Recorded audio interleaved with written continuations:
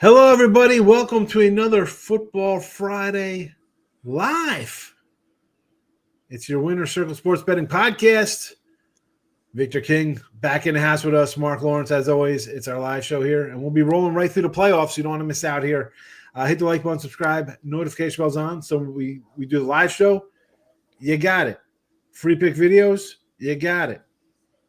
Costs nothing to hit the like button. And we are. I always bring up our records, although we had a bad Friday last week. The first one really for the entire season of a bad one. 31-26. We're still a little bit plus money. We got work to do here. So we're going to throw out some plays today, get us back up a healthy sum.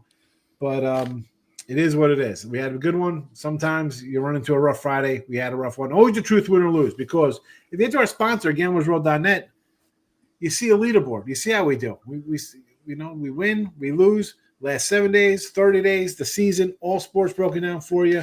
We got you covered. We have a day pass for $69.99, which will come in handy for our guy Victor King because he's got a couple games up this weekend. He's got his 2 games on Saturday, 2-team total. He's got a Sunday game in a year going, a game in a month, perhaps.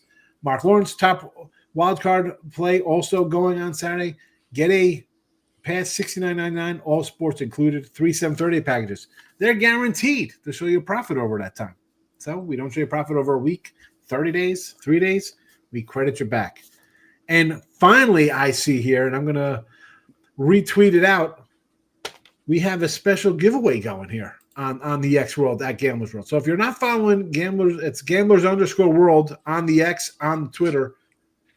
Take the time out to go there, right? You're coming in a show. You're going to watch maybe after the fact on YouTube or on Twitter, wherever you're watching it. You're like, oh, what's going on here? What? There's a yes. It's a nice little giveaway. It's free. Again, the like button is free. So is the contest. Gamblers_World. Real simple. Retweet, follow, tag a friend. Boom. And get the day pass. Absolutely free. Come in handy on a Saturday when there's 150 college basketball games and NHL and NBA and NFL playoffs, but you can use it any day you want. I don't know if you can put it on hold till like baseball season opening day when there's like 15 games, but I don't know. Weirder things have happened. It's a free contest to enter. Enter it. I don't get it. It's free. Free is for most people, right? Free is for me. Victor, right? That's if right. somebody's giving out free crocodile bites, free alligator bites over at the restaurant, you're there. You're there having the fried crocodile bites. How you been, my friend? Good to see you. Good. The move looks guys. like it's complete just about. Right. Love it. Absolutely, guys. We're smack in the middle of the college football playoffs, a big one tonight down in the Cotton Bowl in Jerry's World. Of course, interesting game last night, the Penn State Notre Dame game. My three takeaways from the game before we get to hear your guys is number one, Drew Aller is not a first round NFL drafting quarterback. That is for sure. Like he was projected to be prior to the season. He looked pretty bad last night, guys. 0 completions to wide receivers. Drew Aller was projected to be an NFL first round quarterback pick. Not going to happen. Second takeaway. The way Marcus Freeman is coaching Notre Dame has made Notre Dame a likable team again, if you ask me. There's been so much anti-Notre Dame hate throughout the years, last 10, 15 years, that you got to love what he's doing. And it's made Notre Dame a likable team. Finally, I know Sean will agree with me on this one. Underbettors got burned last night. In that game, are you kidding me? 0-0 after one quarter. The game was 10-10 heading into the fourth quarter. It was an underbettor's dream until a 31-point fourth quarter shot the game somehow over the total. And, I like saying this, although it didn't really happen last night, but college football overtimes where unders go to die, even though the over actually hit in regulation last night. But that's my takeaways from last night's game, guys. Mark, what are your thoughts? What's going on? Victor, let me ask you this question, if I may. The game was down here in Miami yesterday at the Orange Bowl, and everybody loved it being down here in Miami, the sun, the shine, and everything else like this. But just between you and I and everybody else that lives down here in South Florida, it was 52 degrees at kickoff, and I was freezing my ass off. my wife, too, she is from South Florida. She has Colombian blood, and she absolutely hates it when it's under 65 degrees in South Florida. It felt cold. In relation to the rest of the country, it was actually balmy. But for us Northerners who are down here now, our blood is getting thinner and thinner. And you know what? It was cold. You're right, Mark. Yes. It was very, I just wonder how the players acclimated themselves to it. That's Did right. they themselves feel cold, or just the fact that, they were coming from up north, it felt really good to them? I was really curious because I left the office a little bit late last night. When they walked out to the car, I was like, my teeth were chattering. I'm thinking to myself, my God, there's a football game going on here tonight. But I didn't see anybody complaining at the game, that's for sure. Sean, I know you got burned at an under. I saw a couple of your sour grapes tweets last night, man. Yeah, I was an under guy last night. I'm like, well, I mean, that was cruise. That was everything had that set up to be like a 2017 kind of game. Right. And they scored late to make it 10-10. I'm like, all right, I really don't want 20 because then at that point, like you're just basically like halfway there. Even though it's 47, that's still too close. 10-3, I'm comfortable. 10-10 in the fourth, I'm like, and I never say this is a winner. I got my little book out. I marked it off as a win. I'm like, this is over. I don't have to watch the game. Like I figure this is it. This is where how are they getting 3 touchdowns this year? They're not getting 3. They got 30 points. But anytime a game is tied in the fourth quarter or it's a 7-point lead or deficit, you start doing the math in your head and you start thinking, as long as the game doesn't go into overtime, I think we got a good chance of hitting this under. But when you start factoring in overtime potential, then, your hopes, your dreams go out the window. But if you watch that game, I wasn't even worried about overtime because what am I going to get? I'm going to get field goal. I'm not getting a touchdown. If one team kicked a field goal, the other team might have went for a touchdown to win it. So that worst case, I'm getting threes. So I'm getting 12 points in 2 overtimes. And then a 2-point conversion that they got to make? Now, I would have felt fine going unless they went to 45 overtimes or 2-point conversions. I thought 16, 16, 17, even 20, I thought I'd still have a shot at a push or something going into an overtime. You got to feel for James Franklin as well, guys. Now 1-15 versus AP top 5 opponents as the head coach at Penn State. Great overall winning numbers, but just can't get over the hump, man. Feel bad for the guy. Beat a good team. You can't beat a good team. But you know what? This is why they made these playoffs for teams like Penn State and Ole Miss and Tennessee, teams that will go 10-3 every year and lose to Alabama and Georgia and Ohio State and Michigan and these teams. And now they can still make the playoffs. Because let's be honest, this guy's been here long enough. We've seen him fail against good teams. All right, it was a close game. Well, that's all fine and dandy. You play a close game. You got to win one, but they're content because every year he's going to go 10-2, lose to Ohio State and Michigan, but get a Rose Bowl or decent bowl game and bring in $5 million to the school, and they'll be happy.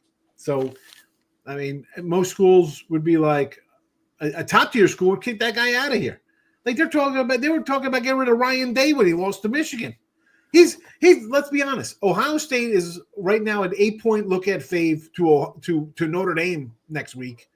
They're going to win a national title without playing in a Big Ten championship game, without winning a conference, and without even beating Michigan. They're loving the playoffs. Weird. They're like, this is great. We could lose if they win the national championship, right? They are going to crush Notre Dame. They are. No, listen, Penn. You battled. You really had no right beating Notre Dame. I mean, beating Penn State. I'd like Notre Dame. Like, it's a pick 'em, and James Franklin can't beat a good coach. Ohio State has the talent. With even a bad coach, they're gonna run you up there. And last time I saw these guys in a game versus a good team in a championship game, they lost by 30 to Alabama. I mean, no, it's. Oh, Sean, I'm from Ohio. Victor's from Ohio. We love the Buckeyes. But my comment to that would be like Lee Corso said, not so fast, my friend. Ohio State's got a game that they have to get 10 do business with tonight, okay, before they even think about Notre Dame. And this game is not going to be a given tonight. I can assure you that. Oh, this is a given. Right. Mark, they are 6-point faves on a neutral in Texas's backyard. If this game was in Indianapolis, they would be 10 if this was closer to if they were playing this in Ohio. If this was at Ford Field, they'd be 10-point favorites. Well, a lot of it is basically because of what happened getting here. Ohio State looked so good in that win against Oregon. It was a lot worse for Oregon than the final score said. Mm-hmm. Yeah. And it looks like Texas was really fortuitous in just getting here. The second half of that game, completely they melted down. They were out-yarded over 150 yards in the game. You can say that they didn't deserve to be here, but nonetheless, they still hung on and won the football game. And the combination of those two things, I think what I'm trying to allude to here is that it's the reason this game is a 6-point spread. This game would have been a 3-point spread had neither of those two occurrences not happened in such wide opposite ends of the ladder factors. So now you've got a 6-point spread for Ohio State, who's playing a team that hasn't been an underdog yet all year. They've only been an underdog 2 times in the last 48 games they played. They covered the spread in both of those games. One time they were a 21-point dog, and they lost the football game by 1 point. This is a rare dog here for Texas, and like you said, Sean, in their backyard nonetheless here. I think Ohio State had better tend to business here tonight before thinking about Notre Dame. This line was at 2 on the let's project out the playoffs. It opened at 4. It gets bet up. And as you said, Ohio State looked great. Texas looked in shambles. It gets bet up early. And it's hung steady at a 6 ever since. I just can't overlook the fact that Texas played Georgia twice and was manhandled both times. You got 2 interceptions at home and still lost by 14, 15 points. You struggled against Clemson, who's not really a great team this year. Arizona State trucked you the entire second half. Probably should have won the game the way they were falling apart. And now you expect me that Texas is going to come in and play a tough team. Ohio State's an elite program. Let's total all around. They're a top 5 team across the board for like a blue blood. They're going to come in here versus a team that's dropped 42. They've gotten up on their last 2 opponents, Tennessee and Oregon, 42-0 in the first 30 minutes of their 2 games. No way. Nope. I don't like yours one bit. And if they're going to throw the ball, as long as this guy doesn't, Chip Kelly's like, you know what? Let's run the ball again today. Let's show them. No, they do what they do and spread that out. It is lights out, 37-13. It won't be close. Victor, I'm sorry. I knew you were going to say something. But I was going to say just let's not fall into the recency bias based on just what happened last weekend. I think, like Mark says, the number may have moved a bit too far, and maybe it would be worthwhile to wait to see if the line gets even bigger as kickoff gets clearer. Maybe it even goes up to +7. Who do you know? But I'll just caution anybody who may want to fall into that trap of recency bias. From a total standpoint, it's very interesting what's happened over the last 24 hours in this game. The totals dropped anywhere from 1.5 to a full 2 points. Most of this week, we were in the range of about 53.5 points. And we are at 52 to 52.5 as we talk now. And I did bet the under at the 53.5. And again, while the spread is interesting, the total definitely has our attention with this matchup of 2 elite defenses. We may have gotten some of the value with the line dropping 1.5 to 2 in the last 24 hours. But I'm still leaning into a go low situation there in Arlington. One other quick note here, Sean, before we get finished beating this game to death. I'm not done. I'm coming back with a. Okay, there you go. We're in the core. I'm coming back. The defense is coming back. Cool. Before you do, you made a good point about Ohio State and how deep they are, and they have as much rich talent as any college football team in the nation does.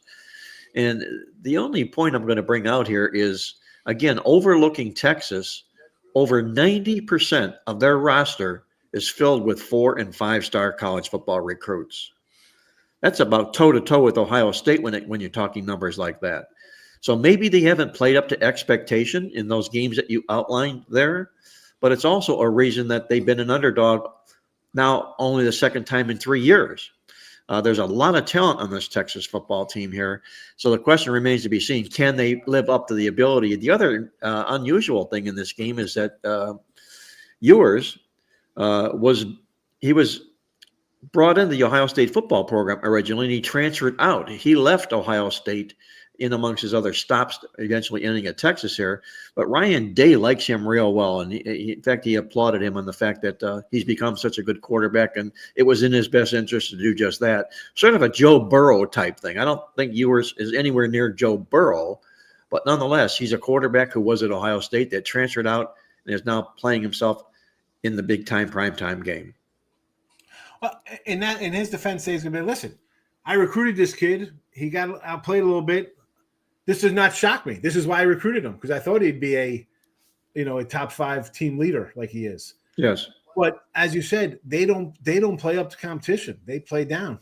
I mean, or for whatever reason, if that's maybe some coaching. And I'm not a huge Day guy. I don't love Ryan Day. I'm like that guy's he's like a lesser Franklin, because the Michigan game proves that. Like, how do you lose that game? The way Michigan played, that ignited a fire to Michigan go out and crush Alabama. Like, look at this. If we play good, we can beat anybody. Short of that game, if you run down their where was the tough game? Penn State on the road. All right, that's Texas to me is not physical like that. They're not. They play defense, but let's be honest. They don't play defense. We can think they're a little defensive. This team is a year removed from Big 12 play where them in Oklahoma, look at this offense, 47 points a game, but they give up 28. Like they're guys that are offensive. They don't have the defense like the Big 10 plays defense. The SEC always played a little defense. I don't think they're up to – that's the difference. I don't think they're up to stuff to stop at a offense, because this will turn into a old school Red River shootout or a Big 12 shootout like the old championship games where they're wild haymakers left and right. And Ohio State's got a guy or a team that's going to make a defensive stop. Or I don't think Georgia can. Texas. I think Georgia should have been Notre Dame. Sounds like a Georgia one. But. Hey, Victor, I just got bad news. More bad news for James Franklin just came in here. As you had mentioned, in our database, we had them Franklin at 1-14 against top 5 ranked teams. Scott Van Pelt reported last night on ESPN that he has 1-18 against those same teams. Thank you, Scott. 1-18. Thank you, Scott. So it sounds like wait a minute here. The Ohio alumni is leaning perhaps toward the dog, and the other guy is leaning toward laying the points, and the guy in the middle is thinking about a low-scoring game. I guess that's how we broke it down, guys. Yes, we did. The crazy thing is, I don't even have this game on the sites. I haven't even bet it on my person yet. Like I like the first half. I think they're going to come out fast, and first half's -3 team total. But I'm just, the more I look at it and talk about it, I'm like just falling in love with Ohio State. I am. I'm like, this is their year. Just seems the stars seem to be aligning. And before we move on to the wild card, I got to address like the 50-degree balmy weather down there. For the football guys, you're like, this is great. This brings you back to like it's October, it's football weather. So they feel good about it.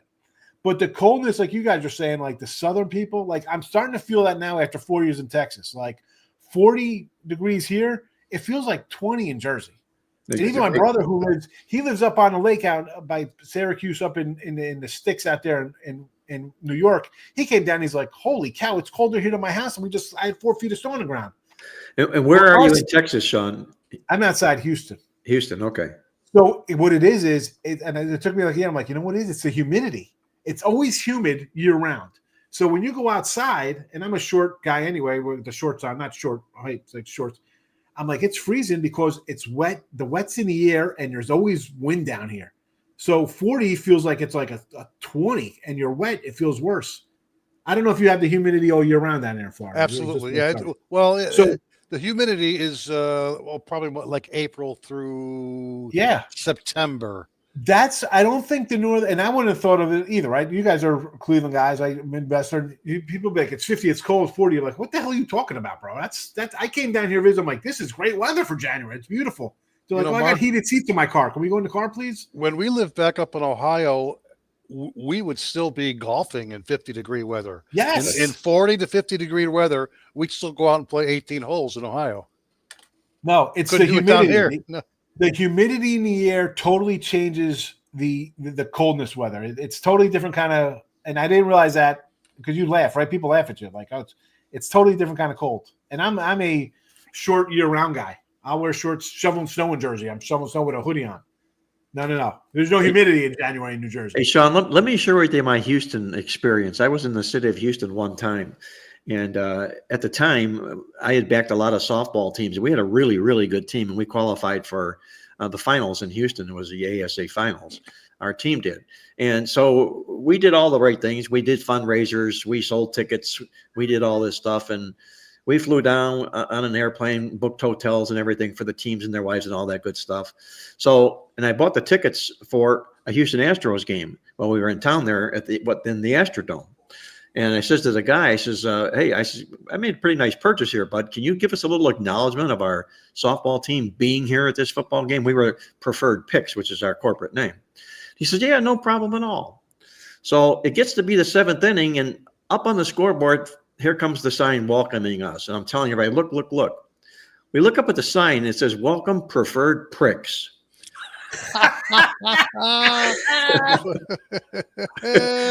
What a letdown. You should have got and you a probably had picture to of bust that. out the old school what are those called? Those old, I forgot. My dad had like a not Panasonic. Maybe it was some kind of camera with a flash on it. Thinking, oh, we're going to be on the screen. Let me take a picture. Right. Would have been a perfect picture opportunity. Absolutely. Yes. That's a good story. Yep. My son got on the big screen at New Yankee Stadium. I took him. It was his first game, and it was Jeter's retirement year. So it was in April, and he had a little sign, and he got on the big screen at Yankee Stadium. So Nice. that was pretty cool there. Real nice.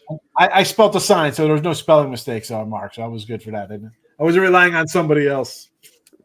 All right, 20 minutes of humidity versus cold weather and Ohio State talk. And There you prick go. talk. Don't forget that. Preferred Yes. prick. Before we get to the NFL, guys, I got to get one thing off my chest, and I do believe that we're going to finally get rid of this guy. I believe that Deshaun Watson has played his last game for the Cleveland Browns. Sources report he ruptured his Achilles again. It sure seems like his body is done. Another Achilles operation today. 2 Achilles tears and a major shoulder surgery in the last 14 months. Let's put this thing to bed and get this guy out of our minds. One of the worst financial decisions, not just in pro football history, but economically in any country in America. Point well said, Victor. But being from Cleveland, everybody in Cleveland agrees with you. I mean, I think from the day they acquired him, there was a huge dislike for him, not only because of the reputation that he brought along with him, but the money that he was paid and how he fractured the program financially. It handcuffed the Browns doing things, and it only got worse as he was there. And like you say, hopefully we can put this thing to bed, and he'll be the answer to many a trivia question down the road. Yeah. I know they had restructured part of his deal, right? Before the season. Do we think this is a real kind of injury, or do we think it's like, here's a buyout? Right? I'm looking at it as if this is kind of something they could pay him a chunk of money. He leaves. I mean, let's be honest. He tried to play. He looked terrible for the last 2 years. Here's your money. Let's hang it up, fella. We're going to help you. You're going to get a $20 million or whatever the hell you're going to get, a huge sum of money anyway.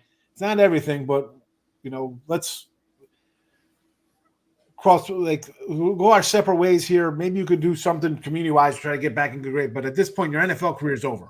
Like, he's been bad the last 2 years when he played. You will probably hear more about this situation in the next few days, but I do believe there's something in his contract where the Browns will get some cash relief. Yes.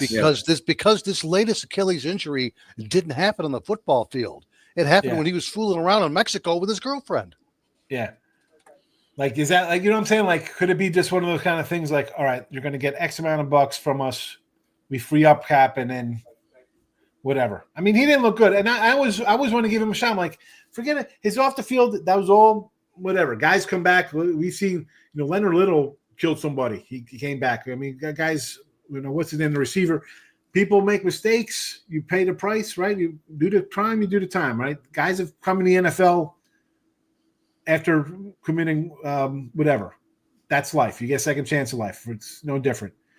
He tried to come back, and he was just bad. He was terrible. I was like, all right, he was out for a year, give him a half season. Bad. He came back this year, worse. I think it's kind of like a mutual washing of the hands, perhaps. I don't know. That you said that. That's what I immediately thought of because I remember they redid his contract the end of December or whatever, or in December sometime, and now this happens. Right. To the Browns' credit, I'm glad that they're retaining Andrew Berry and Kevin Stefanski. They did not have a heck of a lot of input in acquiring Watson. This was all on Jimmy Haslam, who is one of the worst owners in the NFL. And again, to the Browns' credit, at least for now, they are going to be retaining both Andrew Berry, the GM, and of course Stefanski, the head coach. I like Stefanski. Yeah, they play for him. You know that if they got rid of him, he'd be one of the first snatch ups by any one of 4, 5, 6. Coach of the year, led them to their only playoff win since I think Christ was reborn. I think it would be an upheaval in Cleveland if they got rid of him. I really do, Victor. Right. Yeah. No, he's forget about the Watson. You just the Chubb injury, offensive line injuries. It was a myriad of a bad season. Yeah.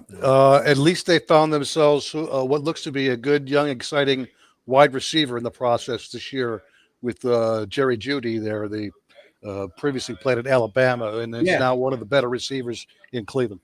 Nice trade. We're trading Cooper and we're going to go younger and bring in Jeudy. Not a bad, works not a bad one. Yeah. Worked good. Worked good. All right, listen.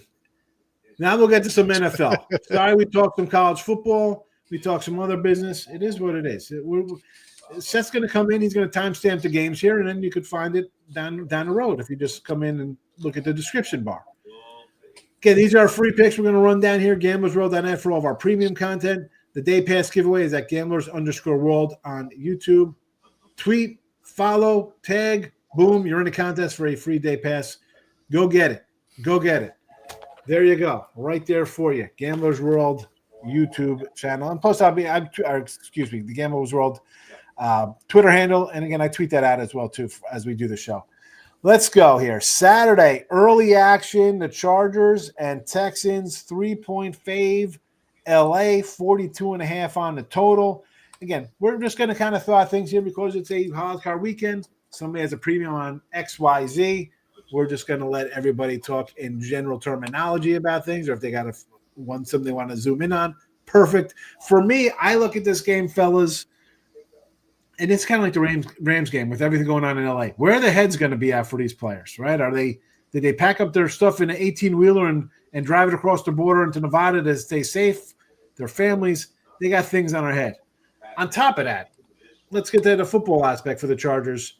Who did the Chargers beat this year besides Denver twice to be laying 3? I know the Texans are an injured bunch.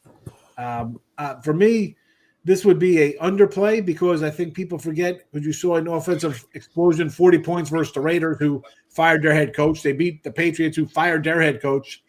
I'm not sold. I'm going to go back to early season Charger football and see this 42.5 and think under for myself. But we'll go, Mark, what do you think? Chargers, Texans here, anything? Well, I think the point you bring out is an excellent point, and I think it's going to be where the head game is going to be with the Chargers players here. They got family, friends, relatives back in Los Angeles that are fighting for their lives with these fires going on. Literally. I mean, all this commotion going on, and they're being asked to pick up and take a trip to Houston and play a football game. I think their concentration level is going to be at an all-time bottom low in a football game like this. Excuse me. You also mentioned who have the Chargers beat this year? Really nobody. They went up against 7 other playoff teams this year. They only won 2 of those games. But if you look at the 7 games in total, they were outgained an average of more than 90 yards per game were the Chargers here. They didn't step up against quality opposition this year. And I understand Houston had a sophomore slump from C.J. Stroud this year. And that was largely because of the dearth of wide receivers and the situation that was going on. But they really gutted it out, hung in there, and here they are as a host in a playoff game. And I'll just throw this number out there that wild card round home underdogs are 24-10 against the spread. I think you look at the underdog or you don't look at the game. They're the only true home underdog on the entire weekend. you're definitely not going to get any argument from me. And, we talked about this in yesterday's podcast, but the wild card round of the NFL playoffs has been all about the underdogs, particularly over the last 6-7 seasons. Once we get into the division round and the conference championship round, you start seeing a little bit more action in regards to favorites covering the point spread. But this has historically been an outstanding round for underdogs. And I'm going to agree with Sean in terms of the under in the game. I'm still kind of surprised that it's at the 42.5 number. Hasn't really moved too much. But heck, it is a battle of two of the best defenses in the entire AFC. The Chargers have gone 8-9 over/under on the season. Nothing to see here. That's a middle of the road number. With that said, their road games have been a lot lower scoring than their home games, and of course they're playing on the road. 3-6 over/under on the road, only 37.1 combined points per game. On the flip side, Houston was tied for the best under team in the entire league with the New York Giants this year. Not only that, but they were easily the number one home under team. Houston home games, 1 over, 6 unders this season, 1 tie, average margin minus 4.0 points per game. And in fact, in the last 3 seasons, Houston has been the best home under team in the NFL, tied with the Kansas City Chiefs. So in terms of best rolls, Houston at home, Chargers on the road. It works for under bettors. And one more thing, Mark mentioned the fact that you got a road team favorite here in the wild card of the playoffs. This also comes out of our database. When we see NFL playoff games in which the road team is favored, they go under at a high percentage.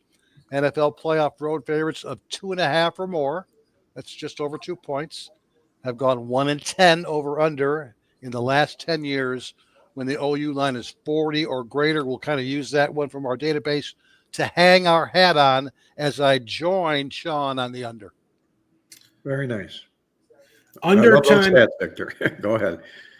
We're going to go under ×2 as our official pick on this Chargers-Houston game. All right. So again, these are the freebies. Head to gamblersworld.net for premium wildcard picks from all 3 of us, plus 10 other top handicappers. And if you're leaning on grabbing the points, it's about to go to +3 pretty much across the board on Houston as well. And heck, who knows? Maybe by tomorrow afternoon it gets up to 3.5. I probably doubt that. It'll probably settle right in at Chargers -3. If I'd be shocked if it went to 3.5. That one, unless you're scraping the screen and sitting there in front of it, you won't even get that. As soon as that pops up, it'll be taken down. Someone will grab it and it'll come down. Yeah, especially with the fires and the transition the Chargers have to make throughout all this. That's not going to happen. Yeah. Next up, Saturday nights. It's all right for fighting, but it's also all right for some AFC North Part 3. Ravens-Steelers. Man, the reeling Steelers. 10-point doggies with Mike Tomlin, great underdog. So 9.5. There are some 10s. Total 43.5 in this one. Oh, I mean, it's a reflection of the league because we have 2 games this weekend that are nearly double-digit favorites. Mark, do you have faith in Mike Tomlin as Mr. Underdog getting this kind of number in the playoffs from the Ravens, who I think, you know what, you need to come out and have a good game. Last year, you really spit the bit in that home championship game versus Kansas City. You lost to Kansas City to start the season. Here's your playoffs versus a rival. Are you going to come out Ohio State style and drop them, or are you going to play a little game like you did last week versus Cleveland in the first half and get a little too fancy for your britches? You know, part of the reason we got this number here, Sean, is number one, the opposite directions both teams are going here. Baltimore's coming in this football game. They've won and covered 4 in a row. Pittsburgh's lost and failed to cover 4 in a row. That'll stretch a point spread a couple of points, and I think it has in this football game here as well. What I'm a little bit concerned about is the odds maker overlooking the history between these 2 football teams, and we've talked about it before, about how close these 2 football teams over 45% of their games have been decided by 3 or fewer points. That's since the year 2000. That's a lot of games and a lot of points for close call football games. I'm even going to tap on the shoulder of Russell Wilson here, a quarterback I think was done, but I'm going to go back to his history and look at him. And look at him as a career, as a dog of more than 6 points. He's been in that role 10 times. He's won the money 9 times. So he's in that particular role this week. You've got Mike Tomlin in a terrific underdog role coming in this football game. And you got also perhaps arguably the Lamar Jackson choke factor working here. 6 playoff games. He's only 2-4 straight up and against the spread. And you're going to ask him to win a game by 10 points. Put me on Pittsburgh. Pittsburgh, big doggy, 9.5 from. Why am I shocked? Why am I? Color me not surprised one bit. Take a 9.5-point playoff underdog, division rival for Marc Lawrence here as the pick in this game. Victor, what do you think about this one? The weird thing is that we mentioned the fact that wild card underdogs have done very well here over the last 5, 6, 7 years. The weird thing is it's the long dogs that really haven't done that well. Dogs with 8 or more have actually only gone 4-4 ATS in this period. This weekend's long dogs, of course, being Pittsburgh, and then again Denver getting the long points on Sunday against Buffalo. So there is a little bit of caution there. And in terms of the total, I'm kind of conflicted. Number one, I got to play in the game, but I'm a little conflicted. It's been obviously a low-scoring series. You saw this year's earlier meeting. What was it, 18-16, the final score? The matchup, 31-17. The Ravens defeated Pittsburgh in just about 3 weeks ago, too, I believe.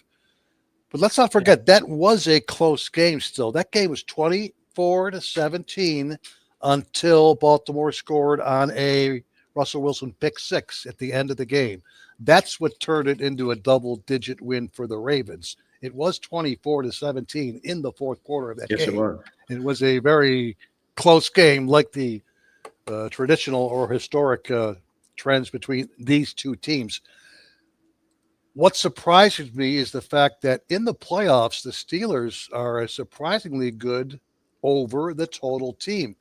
We go back all the way 25 years, and the Steelers in their last 40 playoff games, 28 overs, only 12 unders.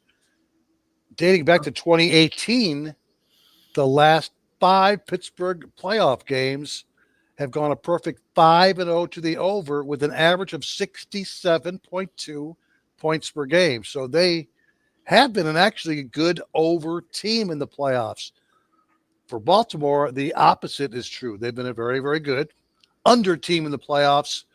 You'll hear a lot of the talking heads on television talking about the fact that the Ravens are a totally different team in the postseason than in the regular season. Dominant offensive team. Well, you saw what they did in the regular season. They were tied with the Carolina Panthers as the best over team in the NFL, 13-4 over under for the Ravens. Their last 11 games as home favorites of greater than a field goal have gone 10-1 to the over. So, guys, we've got conflicting numbers, surprising Pittsburgh over numbers, not surprising Baltimore under numbers in the postseason. So I'm kind of waffling here because I do have a fairly big play in the game, and we'll just kind of leave it at that as we perhaps head to Sunday's action. Well, Mark's got you covered with the underdog in this matchup. I'm going to come in here and say over the total, and I'm not going to feel bad about a blanket statement like that. The Steelers, forget it. I mean, history-wise, this is not that team. This team, let's look at the recent history here, giving up points. 19-17 last week. That shouldn't have been close. That should have been 31-17. Cincinnati couldn't score within the 10-yard line. Is that Pittsburgh defense good? No, because the week before they gave up 29 to Kansas City, 34 to Baltimore, and again, 7 of it was on a touchdown interception return. Philadelphia, 27 points there. They're not playing their best ball. And the fact that even with a chance to kind of pull out a miracle win, not to head into the playoffs on 4 straight losses, you still choked it away at home. The defense is questionable. I still kind of like Russell Wilson. I don't think he's bad. Like, he's not in. I guess he a compiler stat wise. Even in Denver last year, he had like 26 touchdowns. Not bad numbers. Like compared to other quarterbacks. Okay, you can compare him to Allen and now Baker and these guys with 40-something plus touchdowns. That is not Steeler football. Was Najee Harris on the field last week? I mean, it was more the other guy at times. I know he got a little banged up, went to the tent, but they throw the ball. Pittsburgh wants to throw like it's Roethlisberger to Hines Ward or something back there. I'm going to go hard on the over in this one for me. Go ahead, Mark. I know you want to jump in. So what I'm hearing is we got 1 over, 1 under, and a dog. So does that mean that our side in this game will be the dog? The side, yes. We're taking the dog here. That's the official show pick. The dog plus 9.5. Guys, Very good. Just remember this. From a prop standpoint, the word underdog, but I'm just saying the dog is the play. If you're looking for a couple of potential props in this game, think about the game flow. Think about the potential game script. Pittsburgh playing from behind. So we lay off the Najee Harris and Jaylen Warren rushing props, but we perhaps consider a Najee Harris or Jaylen Warren receiving prop over the total. So I am going to consider Jaylen Warren over 17.5 receiving yards. He's going to get significantly more playing time if you factor in that Pittsburgh will be behind in the game for most of the game, and they're going to be throwing the ball a lot more because they're going to be behind in the game. Consider Jaylen Warren over 17.5 receiving yards. And, hey, King Henry to score a touchdown is probably minus 240. Yeah. But if you're thinking about how about two King Henry touchdowns? Much better. I kind of like the idea of that. In fact, are we getting some decent odds here? At FanDuel, you're getting plus 340 at Derrick Henry to score 2 or more touchdowns in the game. Plus 340, you said, Victor? Plus 340 at FanDuel. We know that Zay Flowers is already out, so Baltimore would probably be smart to keep the ball on the ground. Remember, they got eliminated in the playoffs last year because they refused to run the ball in the second half. So King Henry, 2 touchdowns, plus 340. Yeah, I'm going to consider that one. I like it. A value there. Yeah. Worth a shot for sure. And again, they didn't run the ball. That was the big thing. Like, I had them.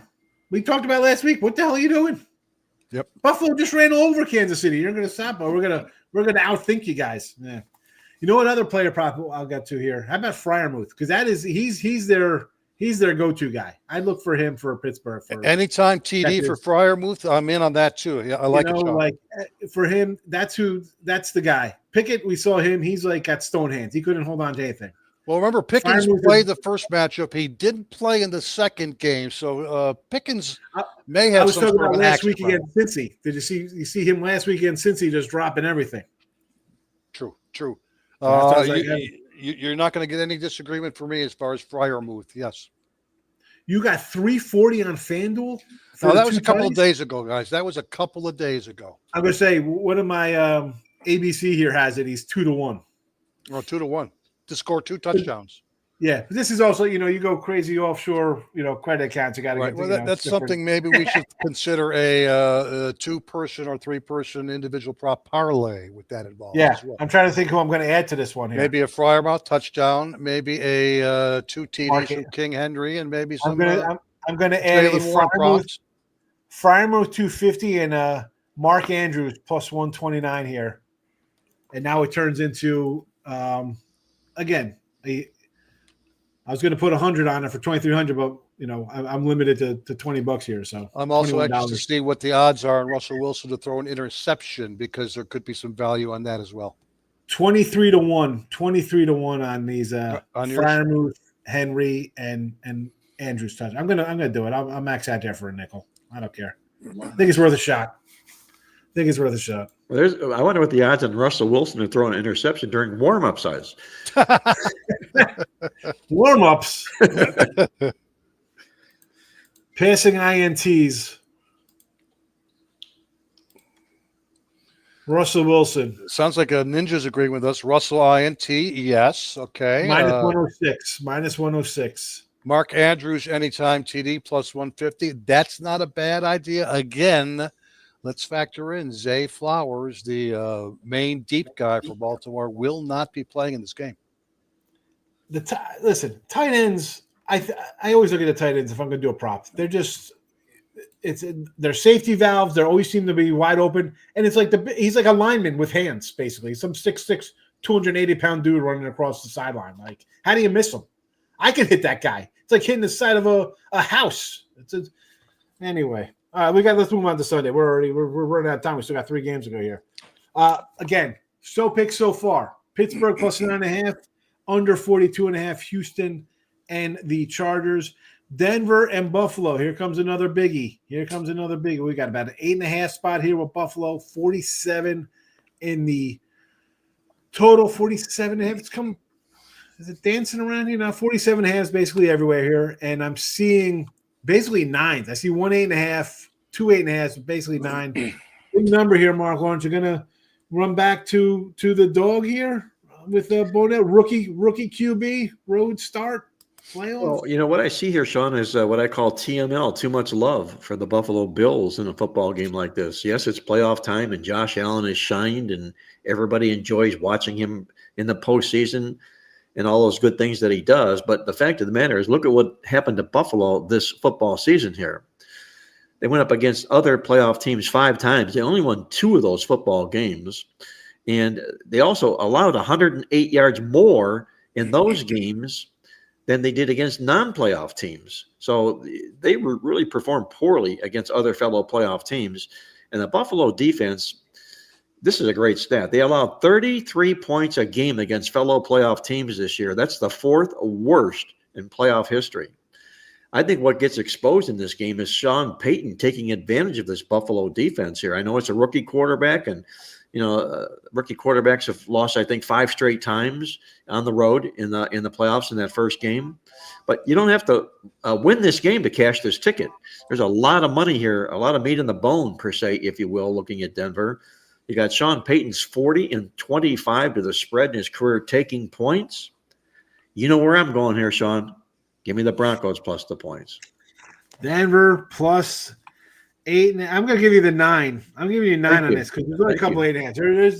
There's more 9s out here. You could find them at real brick and mortar kind of joints here in the U.S. So plus 9 from Mark. Victor, what do you got? Well, how can you not like the over the game? If you do decide, make sure you get it at 47.5 or less, as it's about to hit 48 across the board. And that is a big-time key number in the NFL. I mean, you got a Denver team that went 11-7 over-under on the season, a Buffalo team that went 11-5-1. 2 of the best over teams. Mark just talked about the fact that the Bills' defense has been incredibly leaky over the second half of the season. Since week 9, Buffalo ranks 30th in EPA per pass allowed on defense, 32nd, that's dead last, in passing success rate allowed. And I know that, Peyton likes to have a 100-yard rusher, but Denver's gone 33 games now without a 100-yard rusher on the ground.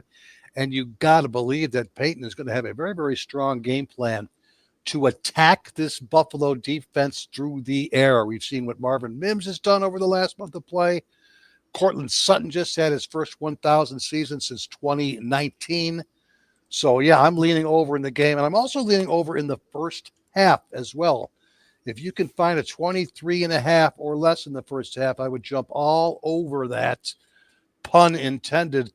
Not to mention the fact that the Bills were the number 1 team in the league in going over their team total this season. They did go 13-4. The implied line right now, based on the spread and the over-under line, is 28.5 for Buffalo, about 19.5 for Denver. So I would also consider Buffalo over their team total and over the total in the first half. So we got all kinds of interesting over situations that we can consider in this game. All right. Do you want to go on the record of one of the first half or full game? On the record, put me in for over 23.5 in the first half of this game, guys. Over 23.5 first half. Yeah. And I'll say this, Sean, if you go to the over, we'll put that down for our play. If you don't, we're left with the Broncos. So it's all up to you, bud. Well, no. We're not. Hold on a second. You got the Broncos. Yes. He's going over first half. I got to stay away from this one because this is up on the site there. I got the total on the site. Okay. So you got to go get that one. We're going to move on, but before Sean agrees with me. Before I get to that, I want to, because we got a couple games, but I want to hit the chat because there's no way we're going to get through the chat. And Sure. I got Mars here. We got to say hello to Mar. And Ninja. Is coming in. Jason's kind of new to the chat, but we appreciate him coming in. He's on the under with us here in the Chargers Texans. We like to see that. Newer people. Clint's been here. We got to say hello to Clint. Texans plus the 3. We kind of, Okay. We're with you on that one. Sure. Right, Again, I'm money passing line. guys here. I'm sorry. Ray's a newer name. Ray Amico likes the Ravens first half. That's the way I would look at it. I'd say Ravens first half. If they're not going to come out and take a lead here, they're in trouble. Let's be honest, because then the noose will start to tight a little bit, as they say, to be like, we're going to play a close game here. We're double-digit favorites, and we should be playing next week in Buffalo. What's going on here? The Russell winner, there's our guy Ninja again. The Ravens went 12-5 ATS in the first half of their games this season. 12-5. That's a good number, guys. Bo Nix over rushing yards. I don't hate this. This guy's going to have to, from that standard chance, Mims he's been throwing the ball to, but I don't hate this. He's going to take off a little bit, right? Especially if they're churning a little bit. He's going to try to make things happen, his rushing yards. And he's up there in rushing yards, this kid. So yeah. I just want to grab everybody in the chat real fast because we're running down. I'm not going to be able to go and take to everybody, but I want to appreciate each and every one of you for coming in. We usually load you up each person individually, but hey, we got 5 playoff games, and we had the college football game as well. Green Bay and Denver, guys. Philly now out to a 5 in this game. This was like a 3.5, 4. Hello, Hurts is going to play. Out to a 5, even a 5.5 at DraftKings here.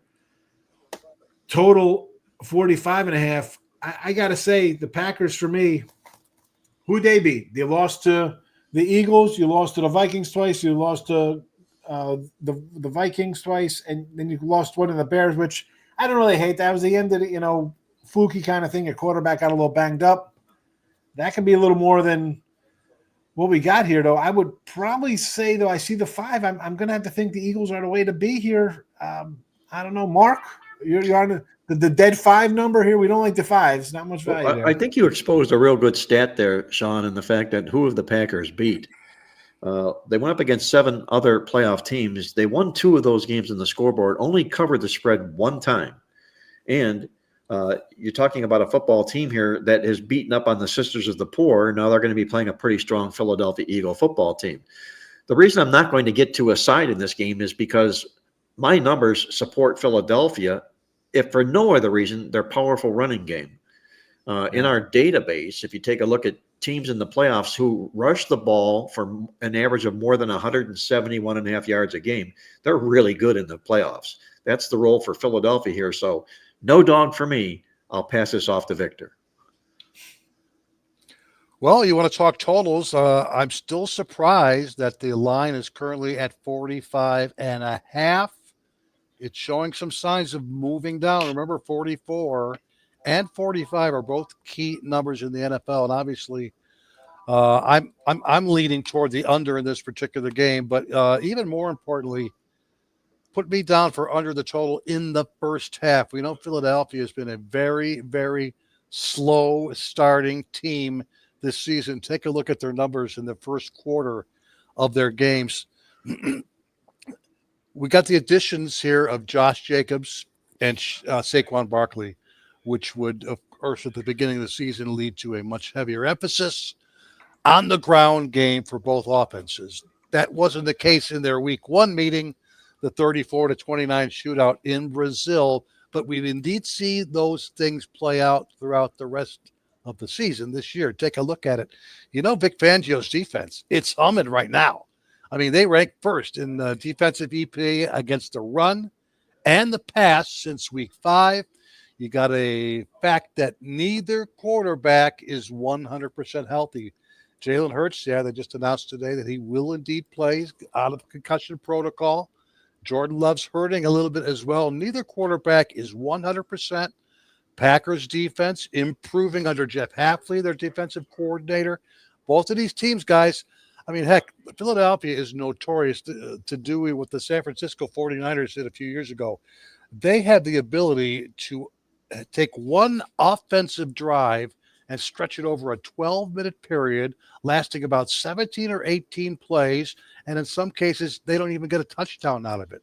So sometimes these Philadelphia drives last almost an entire quarter. That's how great, how disciplined they are, just accepting the 2 to 5 yards that they'll gain on each play. I think it got a cagey start to the game, a feeling out process. So for me, first half, under 23.5. Under 23.5, first half. Victor King for the game. We got one official Philly play because I got something up on the site. Go get that one. This one, game number 5. We were rolling them. Man, a lot of games. Usually it's like a 3. We have this is a crazy day today here. Washington Commanders 3 and a 50. I'm seeing here. Actually, even a couple 50 and a halves at Tampa Bay. You are the Baker boys, Cleveland born. Happy here. He's laying 3. To me, there's only one way to look at this one here. Probably like an over spot for me here, right? Tampa Bay is a defense that gives up points, but Baker, what a year for Baker. What do you have, 40-something touchdown passes? And I think Washington, they played beginning of the year. Obviously, no one knew what Washington was going to be. Hi, they're a playoff team. Nice for them. I think Daniels is going to be able to move the ball here, whether with his feet or make a couple plays through the air. Over 50.5 for me, Victor. I'm going right to the total, guy. See if you agree with me. That'll be the official play for me. So in that one for Tampa Bay over. I originally liked Washington plus the points in this game. After doing a little bit more research, I'm laying off the side, and I still haven't decided what to do as far as the total goes. Didn't these two teams play each other in week 1? It was like 38-20 final score, something like that. It did indeed go over the total. Obviously, Tampa is going to need to keep their offense humming to win this game, and they're certainly absolutely capable of that. According to what I read from the Athletic guys, the Bucs are the only offense since the 2000 season to meet or exceed the following metrics. They average 28 or more points per game. They average 6 or more yards per play on offense. They got a 65% or better red zone touchdown percentage, and they have a 50% or better third down conversion rate on the season. They're the only team in the last 25 years to come into the playoffs over in all 4 of those metrics. How will the impact of Marshawn Lattimore back in the lineup affect Washington on defense? Who knows? I'm going to let you have the over in the game, Sean. But again, I'm going to go to 2 potential props in this game. If you remember a couple of weeks ago, we loaded up on the Bucky Irving props. Remember yes. Bucky Irving at home against the Carolina Panthers? And he brought home the bacon for us. I think he finished 111, 115 total yards, whatever it was. We had him over 100. He did us proud, and let's consider the Bucky Irving over the total props. I was looking last night. He was somewhere around 86.5, I believe, in terms of his rushing yards for the game, 86.5. That seems on the high side. Do you know what I like better in terms of Bucky Irving? I think he breaks a long run this week. I say if you can find Bucky Irving longest rush, it's currently around 16.5 to 17 yards. Bucky Irving's longest rush. He's a full-time back in the offense right now. He's cleared a long rush of 17 or more in 5 of his last 6 games in which he's had 14 or more carries. So rather than banking on him over the 86.5, if you can find Bucky Irving longest rush over 16.5, I would jump all over that, pun intended. And one more thing, I think Jaden Daniels is going to be forced to throw a lot in this game. I like Jaden Daniels over 21.5 completions for the Commanders. There you go. A couple player props from my guy Victor, Marc Lawrence, Tampa Bay, and the Washington squad. Well, I would look at Washington here, Sean, as a dog that has fleas. And I don't know if really, truthfully, if they belong here. I know they're the longest price of odds to win the Super Bowl right now, and probably because of their body of work this season here. Great job by Jaden Daniels, Dan Quinn, first-year factors, so forth and whatnot. But you've got still a rookie quarterback on the road in his first start. I mentioned that 0-5 stat. If you take a look at Washington, their 5 games against playoff teams this year, they only won one of them, beat the spread only one time, but they lost the yardage by more average yards per game than any of the playoff teams did this year. By an average of 96 yards a game was Washington against other fellow playoff teams this year. Tampa Bay held their own, and I think what Tampa doesn't get credit for, I don't think people realize they've won their division 4 years in a row. Yeah. You got Baker Mayfield's also cashed in 3 of his 4 playoff starts this year. So where I would normally be drawn to the underdog here, I'm going to put up the stop sign and pass this football game because I think, like I said, Washington has fleas. I feel like a lot of people are all over Washington. Like, it's like, oh, what? That's a nice story. Good season. But Tampa Bay's been overlooked for the last couple of years. It was all this year. It's like, oh, the Falcons. Yeah, Tampa Bay wins again. Last year it was like the Saints. It's Baker. This team, he's not Tom Brady, but the defense is still defensive. They still have offensive guys led by Mike Evans, and Bucky Irvin's come on as a full-time back. Even White's not a bad number 2 there. It's a quiet team down there. No one knows about it. Nice. People go to retire there, and they don't realize they got a good football team in Tampa. Also, both teams have very good over-the-total numbers in the first half of their games. I think Sean might be in agreement with me that over 24.5 in the first half is also worth a look at this game. Yeah, well, like I said, I like the over for the game, 50.5. So obviously, I'm not looking for some slow start. I'm first quarter, whatever, 10.5, whatever it is. I'd say, points aplenty. If I'm not hoping for some miracle Penn State 31-point fourth quarter to get there. No. We're, halftime 24-14, 24-13 kind of stuff I want to see. Right out of the bat.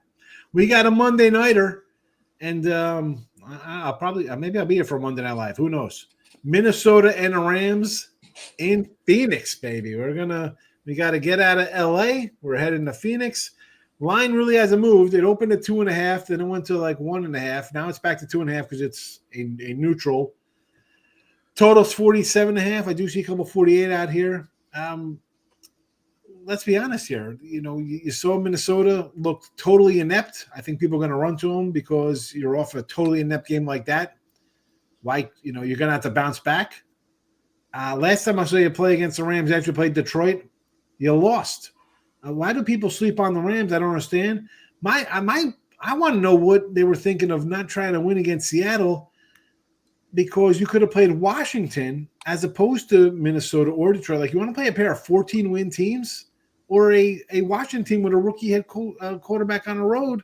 You're a Super Bowl winning coach. You got a Hall of Fame quarterback. You got a running back who pounds the ball for you. You got 2 great wide receivers.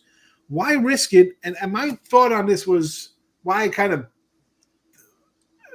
you beat Minnesota, I get it, and you almost beat Detroit in week 1. Is that why you think we're going to play home, we'll be able to win, we could beat these guys at home because we beat one and almost beat the other guy? What were they thinking, Mark? Right? I mean, you beat one, you almost beat the other. If you would have pulled out a win there, you would have had Washington and a rookie at home. Other than these are 2 14-win teams. Come on. Yeah, they are a pair of very rich winning football teams here.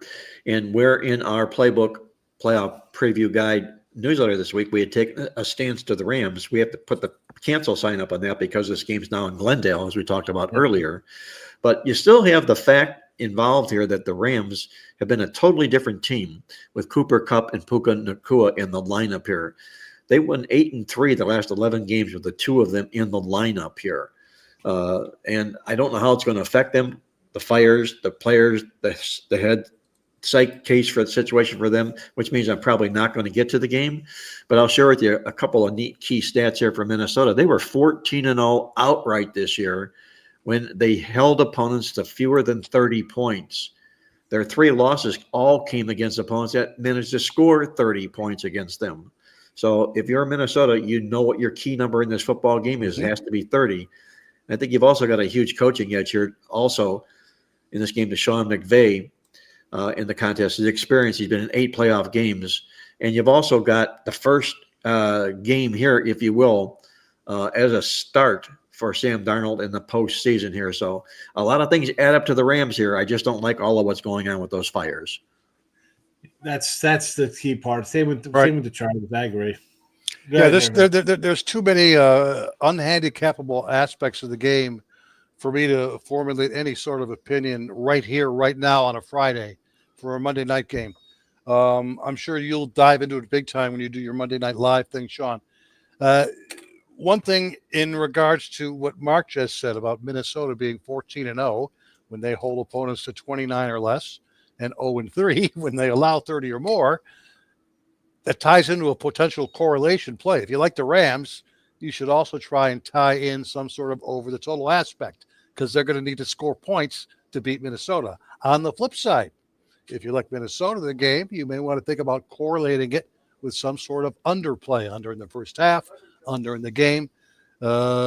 Again, based on that stat that Mark just said. What scares me in regards to the over is, these two played back in October, was 30-20 Rams in LA. But Rams, since that 44-42 home game against Buffalo a few weeks ago, have really struggled on offense, the Rams, and they've picked things up considerably on defense. So that's my long-winded way of saying right now I'm laying off in the game. A lot of unhandicappables, and I don't know what we're getting in the head of the Rams team right now. I'm with you on that, because you think, all right, it's going to be a kind of an over kind of game the way they're going to play. Like a couple turnovers from Darnold. The Rams got a good offense. Minnesota has been giving up points. But then you look at that, like you just said about their defense, 12-6 against San Francisco, 19-9 the Jets, 13-9 Arizona, 30-25 Seattle versus like backups all over the joint. Right. I mean, that's a game you got to throw out. Like, what is that game? I don't know. And then the line hasn't really moved much. It was 1.5, went to 2.5. They moved venues. It went back up to 2. Yeah, this one, listen, we got a bunch of picks in here. We're going to have 1, 2, 3, 4. We got 5 of them for you. All right, this one's tune in Monday night. I'll be here Monday night. Right, don't load up on the Monday night game if you're down for the weekend. This is not the game, not the bailout game. That's for sure. Yeah, this is a lot of moving parts. Maybe, could be maybe a prop. I'll do the props on the Monday night show. Right, we'll talk about that there. I'm sure you'll come up with something good, yeah. Again, we're going to recap the free picks here, folks, but head over to our sponsor site, gamblersworld.net, for our premium stuff. Support Mark, Victor, myself, the other cappers there. Mark's got his top wild card game up right now at the site. Victor has his game of the week, right? Is that right? NFL Sunday? Mm-hmm. Going in playoffs. 2 totals on Saturday.